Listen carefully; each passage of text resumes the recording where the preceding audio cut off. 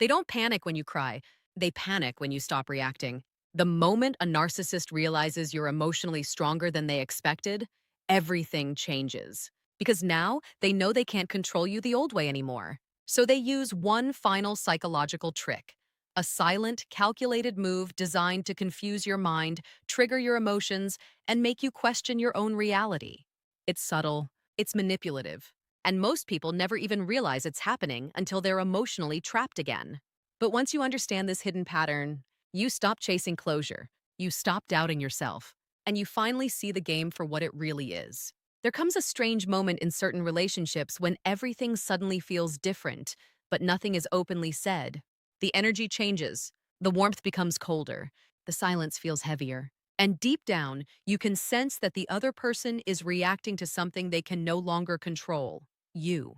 What most people never realize is that narcissistic personalities are not truly disturbed by your pain. Pain keeps you emotionally connected. What unsettles them is your emotional independence. The moment you stop begging for understanding, stop explaining yourself, stop reacting the way they expect, they begin to lose their psychological grip over you. And that is when the real manipulation begins. At first, their behavior was obvious. Maybe it was criticism, guilt, emotional pressure, or subtle control.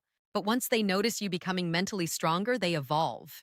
Their tactics become quieter, smarter, and far more dangerous because now they are attacking your perception instead of your emotions. Suddenly, they become unpredictable. One day warm, the next day distant. One moment emotionally available, the next emotionally cold. They delay replies, create emotional confusion, and leave conversations unfinished. And while it may look random from the outside, psychologically, it is incredibly calculated. The human mind is designed to seek patterns and emotional certainty. When someone constantly interrupts that certainty, your brain enters a state of emotional hyperfocus. You begin overanalyzing every word, every silence, every shift in behavior. This is why emotionally inconsistent people become mentally addictive. Your brain starts chasing clarity the same way a gambler chases the next win. And the frightening part is, many people mistake this emotional anxiety for love.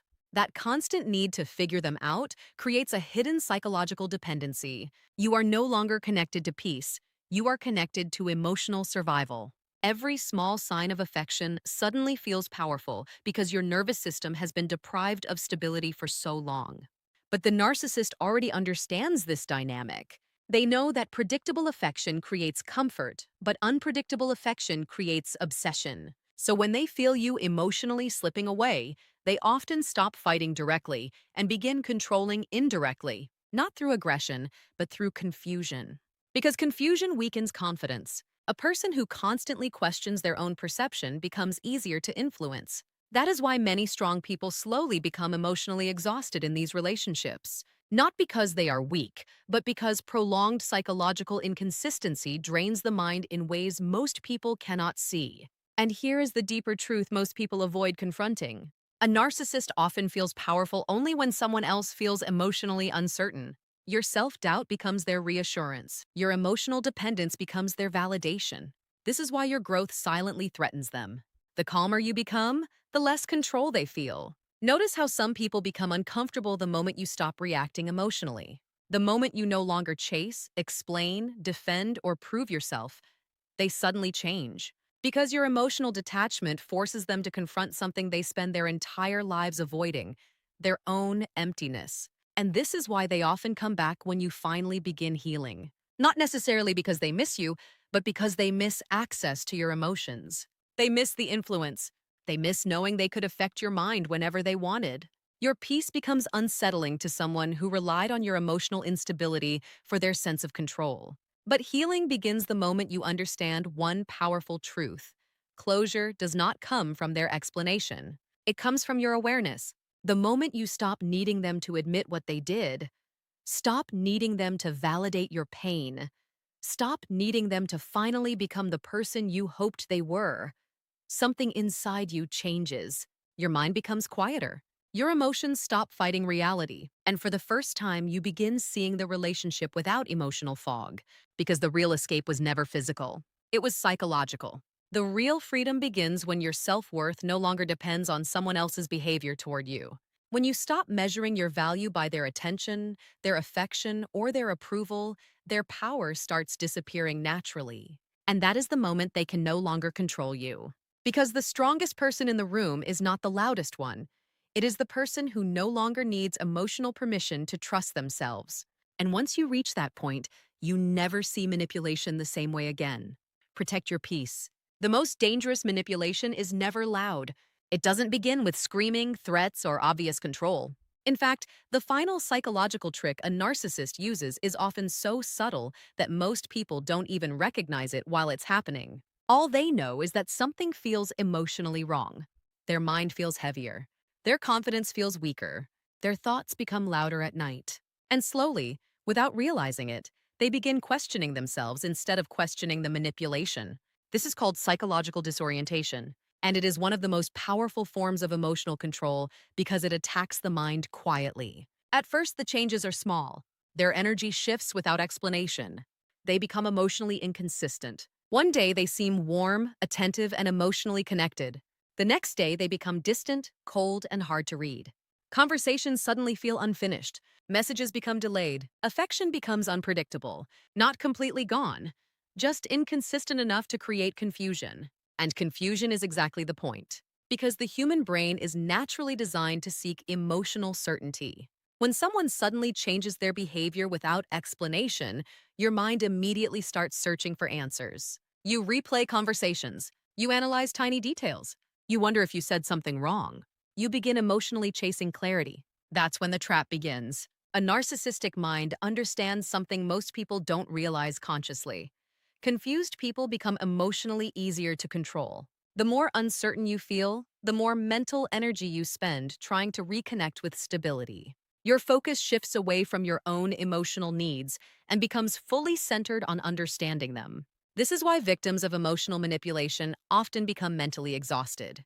Their body may be physically present in everyday life, but psychologically, their mind is trapped in constant emotional analysis. Every silence feels meaningful. Every small gesture feels important. Every tiny sign of affection suddenly feels like relief. And the frightening part is that the brain can become addicted to this cycle. Psychologically, intermittent emotional reward is one of the strongest conditioning systems in human behavior. When affection becomes unpredictable, the mind starts craving it more intensely. The uncertainty creates emotional hyperfocus. Your nervous system becomes alert, waiting for the next moment of warmth, approval, or connection. It's similar to why people become addicted to gambling. The unpredictability itself creates obsession. A healthy relationship creates emotional safety. A manipulative relationship creates emotional dependency through instability. And many people mistake that emotional intensity for deep love. But real love calms the mind. Manipulation consumes it. That's why people trapped in psychologically toxic dynamics often lose touch with their own instincts over time. They stop trusting what they feel because they've been trained to question their perception constantly. If they express pain, they're called too sensitive. If they notice inconsistency, they're told they're overthinking. Slowly, their confidence in their own reality begins to weaken. And once someone stops trusting themselves, they become vulnerable to emotional control. This is the real reason psychological disorientation is so powerful. It doesn't force you into submission directly. It slowly disconnects you from your own clarity. You become mentally tired, emotionally reactive, and desperate for peace. And in that state, many people start accepting behavior they would have never tolerated before. But something changes the moment you become aware of the pattern. The manipulation loses part of its power the second you stop personalizing every emotional shift. The moment you realize their inconsistency is not a reflection of your worth, your mind begins waking up from the confusion. You stop chasing explanations. You stop trying to decode every silence. You stop blaming yourself for someone else's emotional instability. And most importantly, you begin reconnecting with your own perception again. Because healing starts when your nervous system no longer depends on unpredictable affection to feel emotionally alive. That's when clarity returns. And clarity is the one thing manipulation fears the most. One of the most uncomfortable truths about narcissistic behavior is that your strength can become a threat to someone who survives on control. At the beginning, they are drawn to your energy. Your kindness, your emotional depth, your empathy, your patience, all of it attracts them because emotionally intelligent people naturally give others a sense of safety. But over time, something shifts. The very qualities they admired in you slowly become the qualities they begin trying to weaken. Because a narcissistic personality often feels secure only when they are emotionally above someone else. This is why truly confident people make them uneasy. Not loud confidence, not fake arrogance, but quiet emotional stability, the kind of strength that does not beg for validation, the kind of calmness that doesn't collapse under emotional pressure, the kind of self-respect that no longer reacts impulsively to manipulation. That kind of strength is deeply threatening to someone who depends on emotional control to feel powerful. And most people never notice the shift when it begins. At first, the narcissist may subtly test your boundaries. Small criticisms disguised as jokes, tiny moments of disrespect hidden behind sarcasm, emotional comparisons, invalidation, guilt. Nothing obvious enough to immediately alarm you, but enough to slowly influence your self-perception over time. Because psychologically, the goal is not always to destroy your confidence instantly. The goal is to slowly disconnect you from it. A strong person who fully trusts themselves becomes difficult to manipulate. So instead of attacking your strength directly, they create conditions designed to make you question it yourself. They provoke emotional reactions, then criticize you for reacting. They create confusion, then make you feel unstable for noticing it. Over time, this creates internal conflict inside your mind. You begin fighting yourself instead of seeing the manipulation clearly. And this is where many emotionally intelligent people become trapped. Not because they are weak, but because they keep trying to understand someone who is studying how to emotionally control them. The narcissist notices every insecurity, every emotional trigger, every fear of abandonment, every need for reassurance. And once they understand those emotional patterns, they begin using them strategically. But the strange part is this. The stronger you become mentally, the more subtle their behavior becomes. Because obvious manipulation only works on people who still depend emotionally on approval. But when you start emotionally detaching, when you stop arguing, stop chasing, stop defending yourself constantly, they realize direct control is fading. That realization creates panic beneath their calm exterior. Why? Because your independence forces them to confront something they spend their lives hiding from, their own insecurity. Many narcissistic personalities build their identity around external control. They need admiration, emotional reactions, validation, or influence over others to maintain their self-image. Without that external reinforcement, they are left alone with feelings they desperately avoid: emptiness, inadequacy, and emotional fragility. This is why your healing unsettles them. Your silence becomes louder than your words. Your peace becomes proof that their control is weakening. And suddenly, the person who once ignored you may begin seeking your attention again. Not always because they love you, but because your emotional freedom disrupts the psychological power they once had over you. This confuses many people.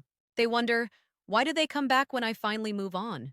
Because emotionally manipulative people are often less interested in connection than they are in access. They want to know they can still affect your emotions. They want proof that your mind still reacts to them. Even negative emotional reactions can feel validating to someone who fears emotional irrelevance. But true strength begins the moment you stop measuring your worth through their behavior. When you no longer need constant reassurance to feel valuable, when you stop shrinking yourself to maintain peace, when you stop explaining your boundaries to people committed to misunderstanding them, something powerful happens internally. You become emotionally unavailable to manipulation, and that changes everything.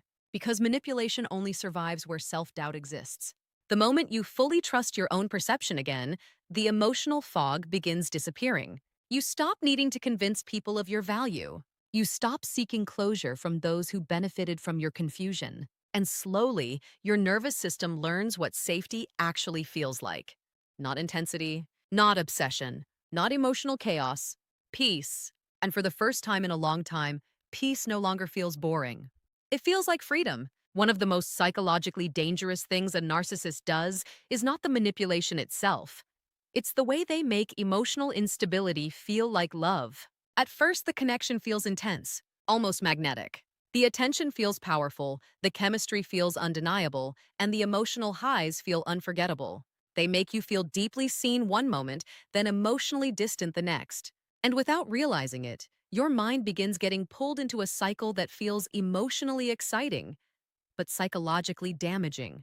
Because the human brain does not always become attached through peace. Sometimes it becomes attached through unpredictability. This is the hidden power of intermittent attention. When affection is given consistently, the nervous system feels safe. The connection becomes stable, calm, and emotionally secure. But when affection is unpredictable, intense one day and absent the next, the brain reacts differently. Instead of relaxing, it becomes hyper-focused. You begin paying attention to everything.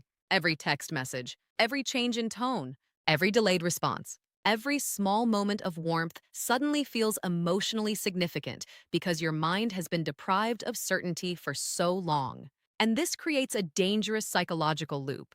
The less emotional consistency you receive, the more emotionally valuable small moments of affection begin to feel. That's why people in toxic emotional dynamics often become attached even after being hurt repeatedly. They are no longer chasing the person, they are chasing emotional relief. And relief can feel addictive when your nervous system has been living in confusion. This is why narcissistic personalities often alternate between closeness and distance so strategically. Not always consciously, but psychologically, they understand the effect it creates. Too much affection gives you stability. Too much distance pushes you away completely. But the perfect balance of inconsistency keeps your emotions emotionally invested. It keeps you hoping. And hope is one of the strongest emotional hooks in human psychology. You begin believing that if you just say the right thing, react differently, become more understanding, more patient, more lovable, maybe the warm version of them will return permanently. But what many people fail to realize is that the inconsistency itself is often the source of the attachment. Your brain becomes conditioned to wait for emotional reward. Psychologically, this pattern activates the same reward systems involved in addictive behaviors. The unpredictability increases emotional craving. You stop feeling emotionally grounded and start feeling emotionally dependent on moments of reassurance. And slowly, without noticing, your self-worth becomes tied to their attention. That is why emotionally manipulative relationships feel so difficult to leave. Not because the connection is healthy, but because the nervous system becomes chemically attached to the cycle itself. The highs feel euphoric because the lows became emotionally painful. After days of silence, coldness, or emotional withdrawal, even basic kindness starts feeling overwhelming. A simple compliment feels healing. A small apology feels meaningful. A brief moment of affection feels like proof that things are finally changing. But real love does not require emotional suffering to feel valuable. Real connection does not force your nervous system into survival mode. And this is the painful realization many people eventually face. They were emotionally attached to the emotional instability more than the actual relationship itself. The mind confuses intensity with depth. But intensity is not always connection. Sometimes intensity is anxiety wearing the mask of attraction. Healthy love creates emotional safety. You do not constantly question where you stand. You do not feel mentally exhausted trying to decode someone's behavior. You do not feel emotionally starved between moments of affection. There is consistency, clarity, and emotional presence. But a narcissistic dynamic often creates the opposite. It trains you to emotionally survive on breadcrumbs while convincing you they are rare gifts. And over time, this changes the way you think, feel, and even view yourself. You become more reactive, more anxious, more emotionally dependent on reassurance. And the most dangerous part is that you slowly stop recognizing your own emotional exhaustion because the occasional moments of affection temporarily numb the pain. But healing begins the moment you recognize the pattern. The moment you stop romanticizing inconsistency, your mind starts waking up. You realize that love should not feel like emotional withdrawal followed by temporary relief. You understand that peace is not boring, it is emotionally healthy. And slowly, your nervous system begins relearning something it forgot inside the chaos. Love should feel safe, not addictive. And once you understand that, emotional manipulation loses much of its power. One of the most confusing experiences in a narcissistic relationship is when the person suddenly reappears after distance, silence, or separation. Just when you finally begin healing, just when your emotions start calming down, they return with a message, a memory, a small gesture, or unexpected attention. And for a moment, it feels almost meaningful. But what many people fail to understand is that narcissists often do not return because they deeply miss the relationship. They return because they miss access to your emotions. There is a major psychological difference between loving someone and needing emotional influence over them. Healthy love seeks connection, understanding, and emotional safety. But narcissistic attachment often revolves around validation, control, attention, and psychological access. Your emotions become a source of reassurance for their ego. This is why they become deeply uncomfortable when they sense you are emotionally moving on. The moment your energy no longer revolves around them, something shifts inside them psychologically. Your silence feels unfamiliar. Your emotional independence feels threatening. Your healing becomes evidence that their influence is fading. And for someone who built part of their self-worth around controlling emotional reactions, that loss of influence can feel unbearable. So they return, sometimes subtly, sometimes dramatically, but almost always strategically. They may suddenly act kinder than before, more emotionally aware, more vulnerable. They may apologize in ways they never did during the relationship. They may bring up memories, emotional moments, or things they know once mattered deeply to you. And because human beings naturally crave emotional closure, many people mistake this return for genuine transformation. But psychologically, timing reveals everything. Why do they often return only after you become emotionally detached? Why not when you were begging for understanding? Why not when you were emotionally exhausted trying to save the relationship? Because emotional manipulators often value emotional access more than emotional responsibility. When you were emotionally available, they felt secure in their influence. But once you emotionally withdraw, they begin feeling the loss of psychological control. And control is often what they were truly attached to. This is why many narcissistic personalities become more attentive after separation than they ever were during the relationship itself. Your distance activates their fear of emotional irrelevance. They begin sensing that your mind, emotions, and attention are no longer centered around them. And that realization threatens the identity they carefully built around influence and validation. But the most dangerous part is this: their return often awakens emotional memories faster than logical awareness. The human mind naturally remembers emotional highs more vividly than prolonged emotional pain. So when they suddenly reappear with warmth, affection, or attention, your nervous system may instantly reconnect to the hope you once carried. You remember who they could be, not necessarily who they repeatedly showed themselves to be. And hope can become emotionally blinding, especially when loneliness, nostalgia, or unresolved emotional wounds are involved. This is why so many people reopen doors they fought so hard to close. Not because they are weak, but because emotional memory is powerful. The brain becomes attached not only to the person, but to the fantasy of finally receiving the consistency, understanding, and love that was missing all along. But fantasies keep people emotionally trapped.